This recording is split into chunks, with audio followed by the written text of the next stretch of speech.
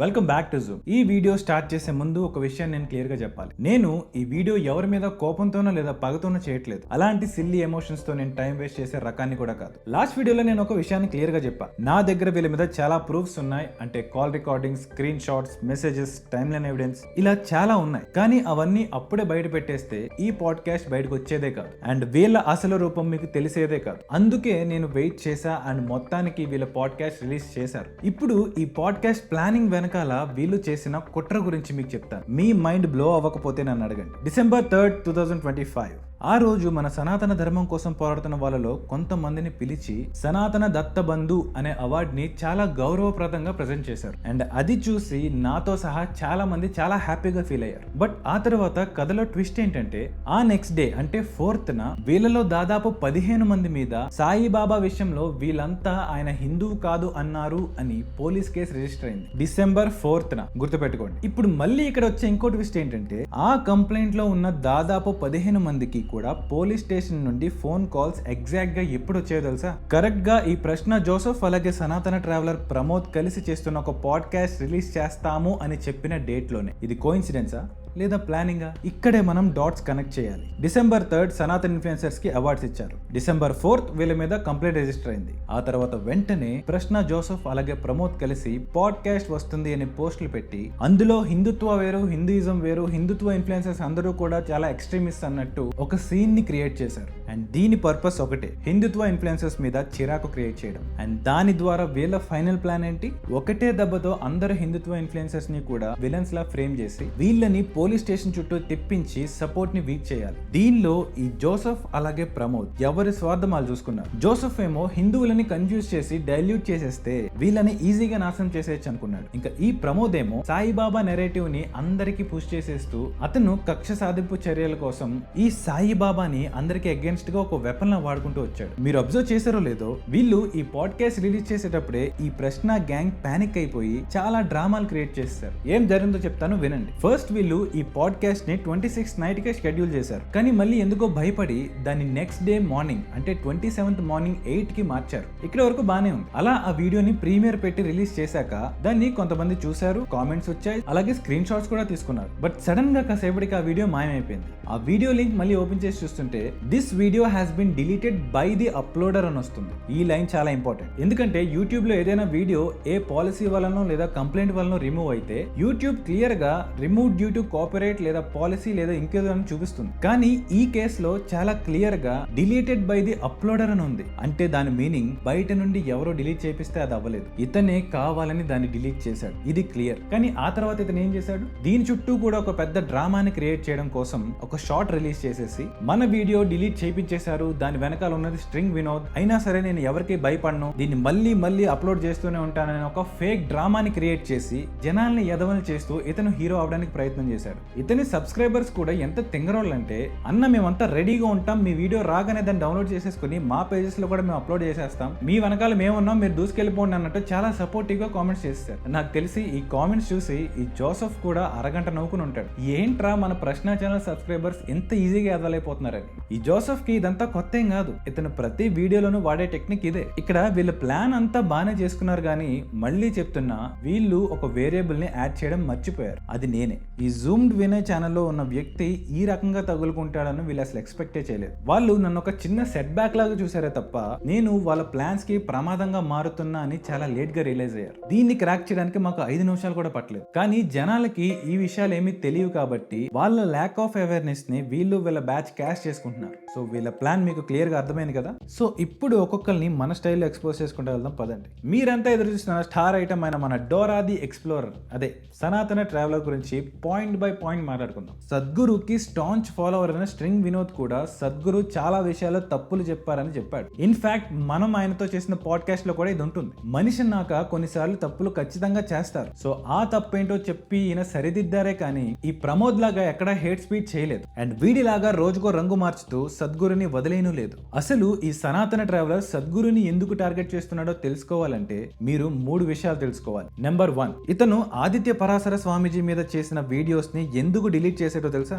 ఈ call recording ని వినండి. ఆయన ఏం హిందూ మనోభావాలు ఎవరివి దెబ్బ తినడం లేదు. హిందువులది ఎలాంటి మన హిందువులకు ఎలాంటి నష్టం జరగడం లేదు. కానీ నువ్వు స్పెసిఫిక్ గా 3-4 వీడియో లైన్ కూడా నేను ప్రతిదీ చూసాను. నేను అది పెట్టిర్రు, నీకు చేయాల్సిన అవసరం ఏముంది? వీడియో అది ఇది రెండు కంపారిజన్ చేసి నాకు అప్పటి వరకు ఆయన గురించి తెలియదు. అది పెట్టినాక వేరే ఆర్ఎస్ఎస్ అన్న వాళ్ళు నాకు ఫోన్ చేసి చెప్పారు అన్నట్టు, ఆయన వేరే దానికి పని చేస్తున్నారు, క్రిస్టియన్ కన్వర్జన్స్ ఆపడానికి పని చేస్తున్నారు, నువ్వు ఆపే అంటే నాకు తెలియదన్న ఇదంతా అని నేను ఆ రోజు ఆపేసిన. మరి సద్గురు మీద ఎందుకు వీడియోస్ ఆపట్లేదు? ఆయన ఏమైనా తక్కువ చేశారా? తమిళనాడు లాంటి డెడ్లీ ఏరియాస్ లో సైతం ఆయన కన్వర్సేషన్ ఆపుతున్నాడు కదా. ఆయన వేరే దానికి పని చేస్తున్నారు, క్రిస్టియన్ కన్వర్జన్స్ ఆపడానికి పని చేస్తున్నారు, నువ్వు ఆపే అంటే నాకు తెలియదన్న ఇదంతా అని నేను ఆ రోజు ఆపేసిన. సో ఇక్కడ 2 పాయింట్స్ ఉన్నాయి. పాయింట్ నెంబర్ 1, ఇతను అన్నట్టుగానే నిజంగా ఈ ప్రమోద్ కి ఏమీ తెలియదు. ఆదిత్య పరాశర స్వామీజీ ఈ ఫోర్స్డ్ క్రిస్టియన్ కన్వర్షన్స్ ని ఆపుతున్నారని తెలియకుండా ఆయన మీద ఒక దొంగ బాబా అనే ఒపీనియన్ ని ఫ్రేమ్ చేసుకున్నాడు. పాయింట్ నెంబర్ 2, వీడు ఆదిత్య పరాశర స్వామీజీ మంచి ఆయనని చెప్పి ఆ వీడియోస్ డిలీట్ చేయలేదు. వీడికున్న ఈగోకి, ఆ అహంకారానికి అలా డిలీట్ చేసే టైప్ కూడా కాదు. యాక్చువల్లీ ఇక్కడ బ్యాక్గ్రౌండ్ లో ఏం జరిగిందంటే, ఆదిత్య పరాశర స్వామీజీ డివోటీస్ వీడిని గాల్లో ఎగరేసి మరీ కోస్తానా కొడకా అని వార్నింగ్ ఇస్తే ఉచ్చ పోసుకుని డిలీట్ చేశాడు. ఇది వినండి. ఇప్పుడు ఈయనను సొసైటీలా నువ్వు డిగ్రేడ్ చేసినట్టే లెక్క కదా అన్న. ఒక నువ్వు ఇప్పుడు ఉద్దేశపూర్వకంగా చేసినావనే నేను అనుకుంటున్నా. మీరు అట్లా అనుకుంటే నేనేం చేయలేను అన్న. దాన్ని ఇప్పుడు అట్లా చేస్తే కంటిన్యూగా చేయాలి కదా ఆయన మీద. ఒకప్పుడు లేదు, నువ్వు కంటిన్యూగా చేస్తా అంటే చెయ్యి, నేను కూడా ఏం చేయాలో అది చేస్తా. నేను కూడా అట్రాసిటీ కేసు పెడతా. నువ్వు చేస్తా అంటే చెయ్యి, నేను నీకు చేయకమంటలే, నువ్వు చెయ్యి, మేమేం చేయాలో అది చేస్తాం. సో ఇంకా ఇషా విషయానికి వచ్చేసరికి ఒక్క స్ట్రింగ్ వినోద్ తప్ప సద్గురు ఆశ్రమం నుండి వీడిని వణికించేవాడు ఎవడూ లేక ఇలా రెచ్చిపోతున్నాడు. వీడిని ఆల్రెడీ ఒకసారి క్లోజ్ చేశాడు.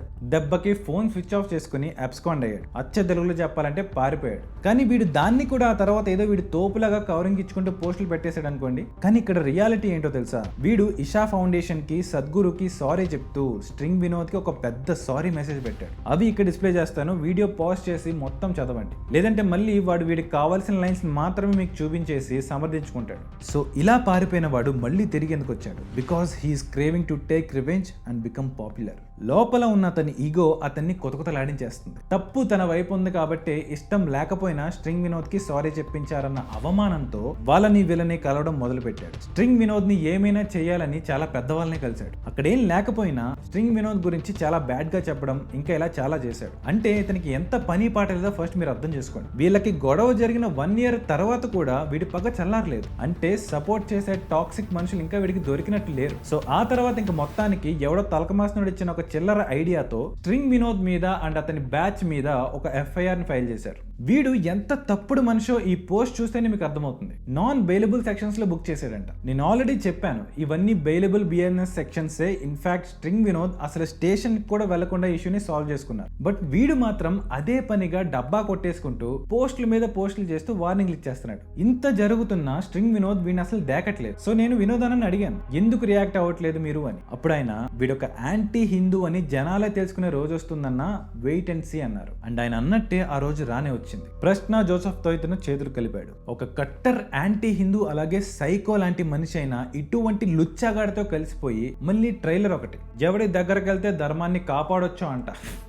అంటే ఈ లెక్కన వీడిని ఫాలో అయ్యే గొర్రెలు అర్థం చేసుకోవాల్సిన విషయం ఏంటంటే, వీడికున్న ఈగోయే వీడు నమ్మే ధర్మం. హిందుత్వతో ఇతనికి ఏ సంబంధం లేదు. లేకపోతే వీళ్ళు పెట్టిన ట్రైలర్స్ లో అలాగే పాడ్కాస్ట్ లో మళ్ళీ స్ట్రింగ్ వినోద్ ని డిఫేమ్ చేయడం ఏంటి? ఈ చిల్లర పనులు చేయడం తప్ప హిందుత్వాన్ని కాపాడే చర్చ ఎక్కడుంది? సో నీ ఈగోని సాటిస్ఫై చేసుకోవడమేనా ధర్మాన్ని కాపాడడం అంటే? లేదంటే అసలు ఈ ధర్మద్రోహి అయిన ప్రశ్నతో చేతులు కలపడం ఏంటి?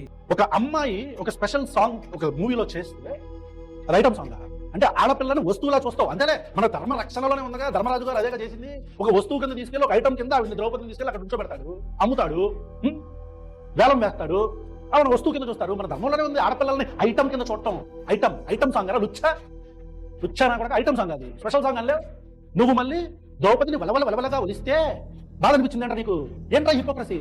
ఒకవైపేమో ఆ అమ్మాయిని స్త్రీని కించపరిచారు అని అంటావు, ఇంకోవైపు నువ్వు ఐటమ్ సాంగ్ అంటావు. ఇంకొక అమ్మాయిని అంటే ద్రౌపది అయితే నీకు మంచి, వేరే అమ్మాయి అయితే స్పెషల్ సాంగ్ చేస్తే అమ్మాయిని ఐటమ్ అంటావు. నువ్వు లుచ్చానా కూడా నువ్వు చెప్తావు పెద్ద సభలో. ఇప్పుడు నువ్వు ఒఫీషియల్లీ యాంటీ హిందూ అయ్యావు. ఇప్పుడు కూడా స్ట్రింగ్ వినోద్ నేను దాకడు. ఎందుకంటే ప్రశ్నగాడు ఒక లుచ్చాగాడని, జగన్ చెంచా అని జనాల్లో హిందువుల్లో ఒక అండర్స్టాండింగ్ వచ్చేసింది. ఇలాంటి వాడితో చేతులు కలిపి నీ గొయ్యి నువ్వే తవ్వుకున్నావు. నువ్వు ఎన్నైనా చెప్పుకో, ఎంతైనా సమర్థించుకో. ఇది మాత్రం నీ జీవితంలో నువ్వు చెరపైన ఒక మచ్చగా మారింది. నిన్ను నమ్మిన హిందువులే సిగ్గుపడేలా నువ్వు చేసావు. లిటరల్లీ ఒక 6 feet గొయ్యి తవ్వుకొని అందులో నువ్వే పడుకున్నట్టుంది. పైగా ఇతను ఇస్కాన్ కూడా అటాక్ చేస్తున్నాడు. ఇస్కాన్ వాళ్ళు దేవుళ్ళకి క్రిస్మస్ క్రిస్మస్ వేషాలు వేశారు అని. ఎస్, నిజంగానే వేశారు. అండ్ దానికి ఈ ఇస్కాన్ కి సంబంధించిన వాళ్ళే అది తప్పు అని రియాక్ట్ అయ్యారు. అండ్ అలాంటివి అసలు రిపీట్ చేయొద్దని కూడా చెప్పారు. ఇక్కడ కొత్తగా ఇప్పుడు నువ్వు వచ్చి పీకిందేం లేదు. ఇస్కాన్ అయినా, ఇషా అయినా, ఇంకేదైనా సరే ఇలాంటి ఆర్గనైజేషన్స్ లో కొన్ని లక్షల మంది ఉంటారు. సో డెఫినెట్లీ కొన్నిసార్లు హ్యూమన్ ఎర్రర్స్ జరుగుతూ ఉంటాయి. దాన్ని ఆబ్వియస్లీ ఆ ఆర్గనైజేషన్ వాళ్ళే మళ్ళీ కరెక్ట్ చేసుకుంటారు. ఇది ఎక్కడైనా జరిగేదే. బట్ దాన్ని తీసుకొచ్చి నువ్వు ఒక హిందువు అని చెప్పుకుంటూ ఇంత రచ్చ చేస్తున్నావంటే నీలో అసలు ఎంత కక్ష అలాగే మంట ఉంటే ఇదంతా చేస్తున్నావు. ఇంత అసహనం ఉన్నవాడు, అహంకారం ఉన్నవాడు, అన్నిటికీ మించి పచ్చి తాగుబోతూ వీడా సనాతన ధర్మాన్ని నిలబెట్టేది. అబౌవ్ ఆల్ ధర్మాన్ని నిలబెట్టాలంటే గుండె ధైర్యం కావాలి. వీడో పిరుకోడు. ఆదిత్య పరాశర స్వామీజీ మీద వీడియోస్ మళ్ళీ పెట్టమనండి. అరే నీకు దమ్ము ఉంటే పెట్టి చూద్దాం. పెట్టలేవు, ఎందుకంటే నీకు ఆల్రెడీ తడిసిపోయింది. సద్గురు సైడ్ నుండి నీకు ఉచ్చపోయించే వాళ్ళు లేక, ప్లస్ సద్గురుని ఎంత టార్గెట్ చేస్తే అంత స్ట్రింగ్ వినోద్ ని కూడా ట్రిగర్ చేయొచ్చు అని కంటిన్యూస్ గా ఈ పనికిమాలిన పాయింట్స్ ని తెస్తూ కోడిగుడ్డు మీద ఏకలు పీకినట్టు చేస్తున్నాం. అసలు ఇప్పుడు మనం సద్గురు గురించి మాట్లాడాలంటే అసలు తమిళనాడులో ద్రవిడియన్ పేరు మీద పాలిటిక్స్ ఒక పక్క, క్రిస్టియన్ కన్వర్షన్ మాఫియా ఇంకో పక్క, సనాతన ధర్మాన్ని నిర్మూలించాలి అని పెద్ద పెద్ద పొజిషన్స్ లో ఉన్న వాళ్ళు ట్రై చేస్తున్న వాళ్ళు ఇంకో పక్క. ఇలాంటి వాళ్ళందరినీ సద్గురు సింగిల్ హ్యాండెడ్ గా ఎదుర్కొంటూ కన్వర్షన్ మాఫియాని ఆపుతున్నాడనే ఆయన మీద గవర్నమెంట్ కూడా ఎన్నో అటాక్స్ చేపిస్తుంది. ఇండియాలోనే top leading cyber crime expert ప్రకారం పర్ మంత్ సద్గురు మీద నెగిటివ్ పబ్లిసిటీ చేయడానికి 60 కోట్లు ఖర్చు పెడుతున్నారంట. ఎంత దారుణమో చూడండి. వీటన్నిటిని తట్టుకుని మరి ప్రపంచ వ్యాప్తంగా సనాతన ధర్మాన్ని ఎస్టాబ్లిష్ చేస్తున్నారు. అలాంటి ఆయన మీద నువ్వు సిగ్గు లేకుండా టార్గెట్ చేస్తూ ఇంకా ఆపకుండా నువ్వు ప్రశ్నగారితో కలిసి కూర్చున్నావు. అంటే ఇషా నుంచి వీడి గ్రౌండ్ పగలగొట్టే వాళ్ళు లేక ఇదంతా చేస్తున్నాడు. చూసే జనాలకి ఇప్పటికైనా అర్థమైందా స్ట్రింగ్ వినోద్ వీడిని ఎస్సీ ఎస్టీ అట్రాసిటీ పెట్టి మరీ బొక్కలో వేయించడానికి ఎందుకు ట్రై చేశాడు? అండ్ ఈ ప్రమోద్ మళ్ళీ అంటాడు అసలు నాకేం జరిగినా సరే స్ట్రింగ్ వినోదే దానికి కారణం అంట. ఇదే నాయకుడి లక్షణం. ఒకసారి ఈ కాల్ రికార్డింగ్ వినండి. కౌరవులు తప్పే కదన్న. కౌరవులు తప్పు చేసి తప్పుని సమర్థిస్తే తప్పే అంట నేను. భీష్ముడు గొప్పనా రాముడు గొప్పనా అన్న? ఎవరి సిద్ధాంతాన్ని ఫాలో అవుతామన్నా? భీష్ముడు సిద్ధాంతం ఫాలో అవుతామా, రాముడు సిద్ధాంతాన్ని ఫాలో అవుతామా? అయితే మరి భీష్ముడు చెప్పిన విష్ణు శాస్త్రం ఎందుకో వింటున్నారు? అంటే ఇప్పుడు భీష్ముడు దేవుడా అన్న? రాముడు గొప్పవాడా? చెప్పాడా రాముడు దేవుడు? రాముడు విష్ణు అవతారం కదన్న, దేవుడు కదా రాముడు. రాముడు దేవుడు రాముడు చెప్పాడా? అరే విన్నారుగా. రియాలిటీ ఏంటంటే ఇతనుకున్న అన్కంట్రోలబుల్ ఈగోకి అందరినీ కలుపుకుంటున్నాడు. ఇతన్ని కలిసిన ప్రతి ఒక్కరూ కూడా ఇతను ఏం చెప్తే దానికి ఒప్పేసుకోవాలి. అలా ఒప్పుకోకపోతే బూతులు తిట్టి శత్రువు అనేసుకునే ద్రోహి వీడు. అసలు ఒకప్పుడు స్ట్రింగ్ వినోద్ ఇతన్ని ఎంత సపోర్ట్ చేశాడు. కానీ ఇప్పుడు నాకేమైనా అయితే స్ట్రింగ్ వినోదే దానికి కారణం అంటున్నావంటే నువ్వెంత పెద్ద మిత్ర ద్రోహివో అందరికీ అర్థమవుతుంది. And he is on a mission to divide Hindus. ఈ కాల్ రికార్డింగ్ వినండి. ఒక వర్గము ఒక సపరేట్ అయితే పోలరైజేషన్ అవుతుంది. ఆయనకు మద్దతు ఇచ్చేటోళ్ళు ఒక సైడ్ అవుతారు. ఉద్దేశంతో చేసిన తెలుసా? నేను ఉద్దేశంతో చేసిన తెలుసు. ఇప్పుడు ఈషా మీద కూడా చేస్తున్నా, ఇస్కాన్ మీద కూడా చేస్తున్నా. మీరు నా వీడియోస్ చూసి ఎక్కడ కూడా నేను కాదు. ఇప్పుడు నేనేమంటున్నా, ఇప్పుడు హిందువులు ఎవరైనా తప్పు చేస్తే అలా మీద వీడియో చేయాల్సిన పనేముంది? నువ్వు కలిసి కూర్చొని మాట్లాడుకోవాలి. ఇప్పుడు మన ఇంట్లో ప్రాబ్లం ఉంది అనుకో, నువ్వు బయటకు వచ్చి చెప్తావా లేకపోతే ఇంట్లో కూర్చొని మాట్లాడతావా? అన్న మీరు అదే చెప్తున్నారన్న. నేను చెప్తానన్న, ఒక నిమిషం ఆగండి. సోషల్ మీడియాలో ఎట్లయిపోయిందంటే ఈ క్రిస్టియన్స్ మీద వీడియోస్ చేసే వాళ్ళు ఎక్కువైపోయారు, హిందువులకి సబ్జెక్ట్ ఇచ్చేవాళ్ళు తక్కువైపోయారు. ఏంటది? హిందువులకి సబ్జెక్ట్ ఇచ్చేవాళ్ళు తక్కువైపోయారు. అసలు నువ్వెవడవురా నువ్వు సబ్జెక్ట్ ఇవ్వడానికి? నీకేం సబ్జెక్ట్ ఉందని? స్ట్రింగ్ వినోద్ నిన్ను రామాయణంలో ఎన్ని ఖండాలు ఉన్నాయని అడిగితే నువ్వు గూగుల్ సెర్చ్ చేసి చెప్పావంట. మర్చిపోయావా? ఇప్పుడు నువ్వేదో పెద్ద పోటీగాళ్ళలాగా అసలు స్ట్రింగ్ వినోద్కి ఏది తెలియదు అన్నట్టు మాట్లాడుతున్నావు. ఇదే ప్రమోద్ ఒక పాడ్కాస్ట్ లో ముక్కోటి దేవతల గురించి ఏం మాట్లాడారో చూడండి. మా దాంట్లో ఓన్లీ ఒకటే దేవుడు అంటారు, అలా మొక్కుతారు, లేకపోతే జీసస్ ని మొక్కుతారు. కానీ హిందూ ధర్మంలో ఇది నాది. కామెంట్స్ లో ఏమంటారు అంటే మీకే తెలియదు, మీ దాంట్లో 33 కోట్ల దేవుళ్ళు ఉంటారు, ఏ దేవుడిని ఎప్పుడు పూజిస్తారో తెలియదు, కొంతమందికి దాని గురించే తెలియదు, ఇష్టం వచ్చిన కామెంట్లు అంటుంటారు. దానికి ఏం చెప్పాలంటూ సింపుల్ అన్న. 33 కోట్ల దేవతలు అన్నాడు. 33 కోట్ల దేవతని ప్రతి ఒక్కరిని ఎవరు పూజించాడు? ఎవరైనా ఒక్కరిని పట్టుకుంటారు. ఇప్పుడు సుబ్రహ్మణ్య షష్ఠి అని ఉంటుంది శ్రీరామాయణంలో, సుబ్రహ్మణ్య స్వామి జననం గురించి. అప్పుడు గనక దేవతలకి పార్వతీ అమ్మవారు శాపం పెట్టకుండా ఉంటే, అంటే మీకు దేవతలకి ఇంకా పిల్లలు పుట్టారు అని చెప్పి వీళ్ళు చెప్పే సంఖ్య కన్నా ఎక్కువ ఉండేది. కానీ ఒక సందర్భం వస్తుంది, పార్వతీదేవి శాపానికి గురవుతారు దేవతలు, ఇంకా దేవతలకి పిల్లలు పుట్టారు అని చెప్పి. అందుకే కదా వానరులు వచ్చింది రాముడికి సహాయంగా. మీకు పిల్లలు పుట్టారని చెప్పి పార్వతీదేవి శాపం ఉంది కాబట్టి మీరేం చేయండి అంటే మీ అంశాలని శ్రేష్టమైన వానర జాతి యందు లేకపోతే గొప్ప గొప్ప అప్సరసల యందు వదలండి అని చెప్పారు అన్నట్టు. అలా వానర జాతి వస్తుంది అన్నట్టు. అక్కడ పార్వతీదేవి శాపం ఇవ్వకుండా ఉంటుంటే ఇప్పుడు ఇంకా సంఖ్య ఎక్కువ ఉండేది. ఇంకోటి సంఖ్య ఎక్కువ ఉంటే ప్రాబ్లం ఏంటి?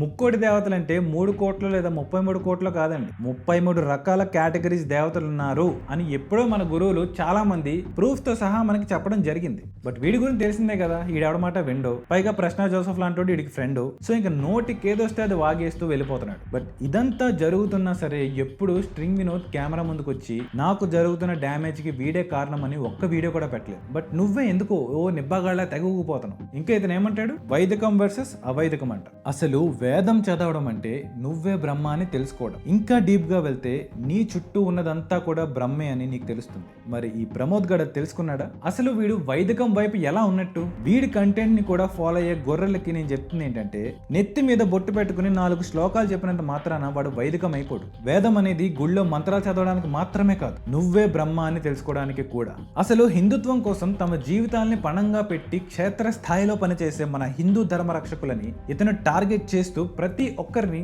Phone pay, Google pay batch అని లేబుల్ చేసి వాళ్ళకి అసలు డబ్బులు వేయకండి అని వీడు ఆ జోసెఫ్ గాడు అంటున్నారు కదా. దానికి రీజన్ ఏంటో తెలుసా? వీడు కూడా అన్య మతస్థులతో చేతులు కలిపి మన వాళ్ళ మీద రకరకాల కేసెస్ ని పెట్టిస్తున్నాడు. హిందుత్వ రక్షణ కోసం పనిచేస్తున్న మన వాళ్ళకి ఆదాయం లేకపోతే వీళ్ళు స్టేషన్ల చుట్టూ తిరుగుతూ డబ్బులు లేక, ధర్మం కోసం పనిచేసే సమయం కూడా లేక, వీళ్ళకి సపోర్ట్ కూడా దొరకక మన వాళ్ళు ఫైనల్లీ ఓడిపోతారు. అండ్ అలా ఈ క్రిస్టియన్ కన్వర్షన్ మాఫియా ఇంకా రెచ్చిపోవచ్చు. సో ఇలాంటి ఒక పైశాచిక డేంజరస్ మాస్టర్ ప్లాన్ ని వీళ్ళు వేశారు. పనిలో పని వీడికి కూడా సాయిబాబాని ఎత్తేసుకోవచ్చు అనే స్వార్థం చూసుకున్నాడు తప్ప మన ధర్మానికి జరిగే ఘోరమైన డ్యామేజ్ ని తెలిసే వీడు గాల్లో వదిలేశాడు. ఇది వీడు హిందుత్వం కోసం చేసిన ఘనకార్యం. నిజాలు మాట్లాడుకోవాలంటే ఇతని టార్గెట్ లో ఉన్న వాళ్ళంతా కూడా 100% వైదికం. ఎందుకంటే మీరు వాళ్ళ ప్రొఫైల్స్ ఓపెన్ చేసి చూడండి, వాళ్ళు ప్రౌడ్ గా ఫీల్ అయ్యే కంటెంట్ ఏం పెట్టుకున్నారో చూస్తేనే మీకు అర్థమైపోతుంది. అండ్ ఆల్రెడీ వీళ్ళు చేస్తున్న వర్క్ ఏంటో జనాలకి తెలుసు. సో వీడి అసహనం అలాగే అహంకారాన్ని తీర్చుకోవడం కోసం ఇన్స్టాలో జఫా నీతులు చెప్పుకునే వీడు ఒక పెద్ద అవైదిక గుంటనక్క. ఒక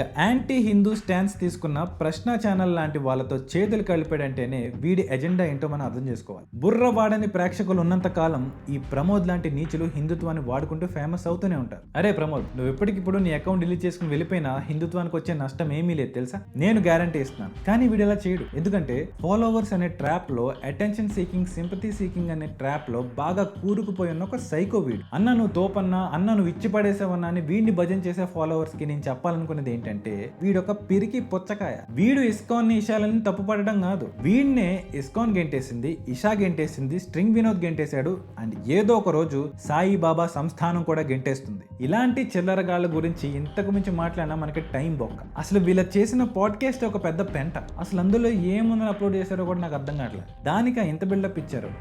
ఇంకా ఈ ప్రశ్న జోసెఫ్ గురించి తెలిసిందే కదా, ఇతనికి మెయిన్ క్యారెక్టర్ సిండ్రోమ్ అంటారు కదా, అదేదో ఉన్నట్టుంది. దానిలో హీరో జోసెఫ్ అన్నమాట. హిందుత్వ వైపు ఉన్న వాళ్ళంతా కూడా విలన్స్. ఆ రకంగా ఒక డెల్యూజనల్ వరల్డ్ ఇతను క్రియేట్ చేసుకుని అందులో పవన్ కళ్యాణ్, స్ట్రింగ్ వినోద్, సద్గురు, రాధా మనోహర్ దాస్ లాంటి క్యారెక్టర్స్ ని సృష్టించుకొని వన్ సినిమాలో ఈ మహేష్ బాబు ఇమాజిన్ చేసుకుని కొట్టేస్తారు కదా గాల్లో. ఆ రకంగా తన చుట్టూ జరిగే ప్రతి దానికి వీళ్ళే కారణం అని ఇమాజిన్ చేసుకుంటూ దాంతో పాటు అందరినీ, అంటే ఇతని సబ్స్క్రైబర్స్ ని కూడా నమ్మించే ప్రయత్నం చేస్తున్నాడు. అందుకే చూడండి, పవన్ కళ్యాణ్ ఏదో స్పీచ్ ఇస్తే పవన్ కళ్యాణ్ డైరెక్ట్ గా నాకే వార్నింగ్ ఇచ్చాడని ఒక పెద్ద వీడియో చేశాడు. మీకు ఇది ఇంకా క్లియర్ గా అర్థం కావాలంటే ఒకసారి ఏజూడ్ మీద ఇతను చేసిన ఈ షార్ట్ ని చూడండి.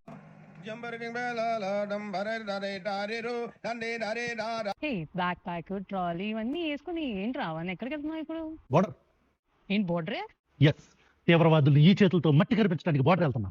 మట్టి కరిపియాలంటే వెళ్ళాల్సింది బోర్డర్ కాదు, ఆర్మీకి. అవన్నీ మనకు అవసరంలే, మా చూడని పర్మిషన్ ఉంటే చాలు నాకు. ఏ చూడు? ఏ చూడే? ఏ చూడు? అదే మన లగాయతు చూడు. నీకేమన్నా పిచ్చా? బోర్డర్కి వెళ్ళడానికి లగాయత్ పర్మిషన్ ఎందుకు? లగాయతు కింద కొన్ని గొర్రెలు కామెంట్ చేస్తూ ఉంటాయి. ఆ కామెంట్ లో ఒక అతను, అన్నా నన్ను బోర్డర్కి పంపిండి అన్న, నేను వెళ్ళి వస్తే కాశ్మీర్తో వస్తా లేకపోతే జెండాతో వస్తా అని చెప్పని ఆ గొర్రె కామెంట్ చేస్తే ఈ పెద్ద గొర్రె మన లగాయతు గొర్రె దాన్ని హైలైట్ పెట్టింది. తెలీదా? ఒకసారి చూడు.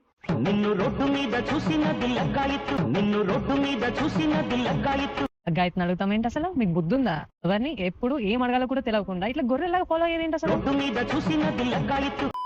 దానిలో తప్పేంటో తెలియట్లే కదా, నేను చెప్తాగా. చాలా మందికి తెలియదు కాబట్టి చెప్తున్నా. యూట్యూబ్ లో హైలైటెడ్ కామెంట్ అంటే అది యూట్యూబర్ హైలైట్ చేసిందని కాదు. అసలు మాకు అలా పెట్టడానికి ఆప్షనే ఉండదు. ఇన్ఫాక్ట్ అది యూట్యూబ్ ఆల్గోరిథమే ఆటోమేటిక్ గా కొన్ని కామెంట్స్ ని హైలైట్ చేస్తుంది. కానీ ఇదంతా జనాలకి తెలియదన్న ఉద్దేశంతో సనాతన ధర్మానికి ప్రోగా మాట్లాడాడని చెప్పి ఏజూడ్ ని ఇంకా అవమానించేద్దాం, అతను తెంగరోని చేసేద్దాం అని చెప్పి ఈ డ్రామా వేసేసి ఆఖరికి మన దగ్గరే వీళ్ళు తెంగరోళ్ళు అయిపోయారు. ఇంకా ఇతని ఇమాజినేషన్ లో అన్ని కోట్ల మంది ఫాలోవర్స్ ఉన్న సద్గురు కూడా కూడా అన్ని పనులు ఆపేసుకుని ఎప్పుడెప్పుడు ఈ ప్రశ్న ఛానల్ జోసఫ్ అనే గొట్టంగాడు ఆయన మీద వీడియో పెట్టేస్తాడని భయపడిపోతూ చూస్తూ ఉంటారు అన్నట్టు వీడు ఊహించుకుంటాడు. ఏం చేస్తాం, ఒక రకమైన సైకోలు ఇలాగే ఉంటారు. నాకు తెలిసి ఇతని పెళ్ళం పిల్లల కంటే కూడా ఎక్కువగా స్ట్రింగ్ వినోదం తలుచుకుంటూ ఉంటాడేమో, అందుకే ఇతనికి ఇలాంటి వైల్డ్ థాట్స్ వస్తున్నాయి. మిర్చి సినిమాలో డైలాగ్ ఉంటది కదా, గాలి వెదవ్వే అనుకున్నాను, తేడాగాడివి కూడానా?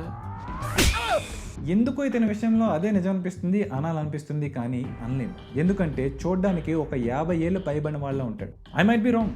ఇతను చేసిన పనులకి ఇతన్ని చాలా ఈజీగా అరెస్ట్ చేయొచ్చు. లీగల్లీ చాలా సీరియస్ సెక్షన్స్ ని ఇతని కంటెంట్ అట్రాక్ట్ చేస్తుంది. అయినా సరే ఇతను ఎంత సేఫ్ గా ఉన్నాడంటే దానికి ఒకటే అర్థం, ఇతను జస్ట్ ఒక పపెట్ మాత్రమే. వీడి రిమోట్ కంట్రోల్ ఇంకెవడి చేతిలోనూ ఉంది, అండ్ వీడిని ఆడిస్తున్న మాస్టర్స్ ఇంకెవరో ఉన్నారు. వాళ్ళ గురించి కూడా బయటపడే రోజు వస్తుంది, అండ్ ఆ రోజు మనం ఇంకా డీటెయిల్ గా మాట్లాడుకుందాం. ఇంకా అతన్ని సబ్స్క్రైబ్ చేసుకుని ఏదో ఇన్ఫర్మేషన్ ఇచ్చేస్తాడు అని ఫీల్ అయ్యే వాళ్ళు ఎవరైనా ఉంటే మీ అంత ప్రశ్న ఇంకెవడు ఉండడు. సో ఫైనల్లీ ఇప్పుడు కొత్త క్యాలెండర్ లో కొత్త ఇయర్ వస్తుంది, మళ్ళీ కొత్త డ్రామాలు కూడా వీళ్ళు వేస్తూనే ముందుకు వస్తూ ఉంటారు, అండ్ మనం కూడా వాళ్ళని చాలా ఈజీగా హ్యాండిల్ చేస్తూ వెళ్ళిపోతాం. సో ఈ ప్రాసెస్ లో, ఈ ఫైట్ లో ధర్మం వైపు మీరు నిలబడాలి అనుకుంటే ఖచ్చితంగా మన ఛానల్ సబ్స్క్రైబ్ చేసుకోండి.